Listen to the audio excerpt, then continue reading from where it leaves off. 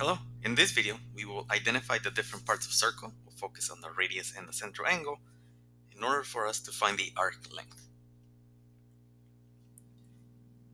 The circle would be the shape that you learned earlier in your math career, and in this case we're interested in the arc length of a sector, so the sector would be the region that is highlighted in blue. In order to find this, we need to find the radius, the distance from the center to the circle, and also a central angle, the one denoted in red. These two parts will allow us to calculate the arc length. The arc length is the distance from this point that I'm making in green. If you travel along the circle until you hit the second point that I'm creating, that would be the arc length. If you think of it in terms of pizza, the arc length is the crust around the pizza, and the sector would be the region where you put the sauce or the cheese. Here's example number 1. You are given a circle with certain measurements, and based on that we are going to extract the information. So they give us that the 19 is the radius, 19 feet. They also tell us that the central angle is 150 degrees. We're going to use the letter theta for central angle. The formula for the arc length is given here in the orange box,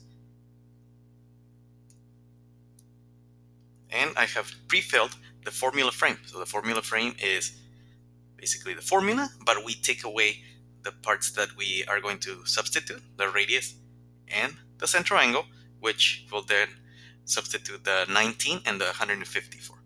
So we have pi radius, which radius is 19, and then the central angle would be 150. Sometimes in the problem you're not given the image, you're just given the radius and the theta, which would be the exact same thing. You just plug it into the formula. At this point you have two options.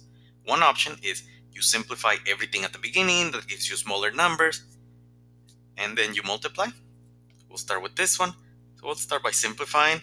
We have 180 and 150 both end in a 0. This means that we can divide by 10.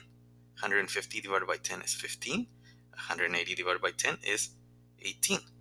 For you to be able to see these things, you're going to have to know which numbers divide other numbers.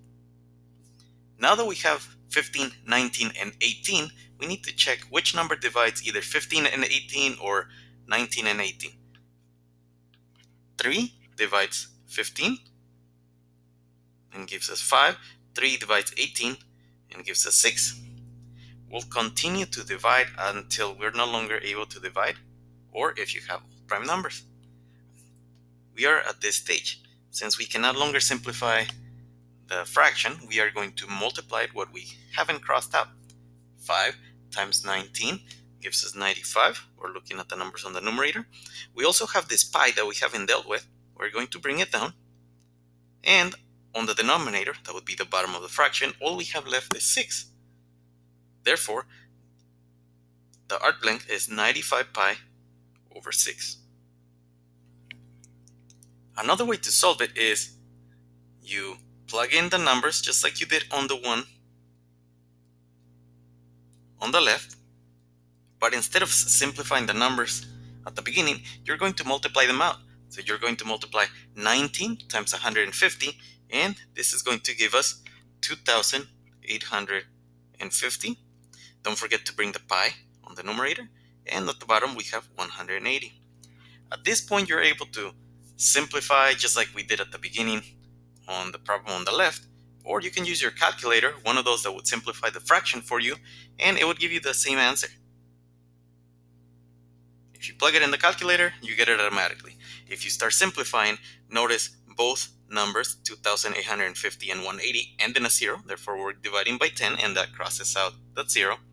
And then I know that 285 and 18 are divisible by 3. So if we divide by 3, here we get 95, and at the bottom we get 6, giving us the same answer. The arc length is 95 pi over 6. You choose which method works best for you.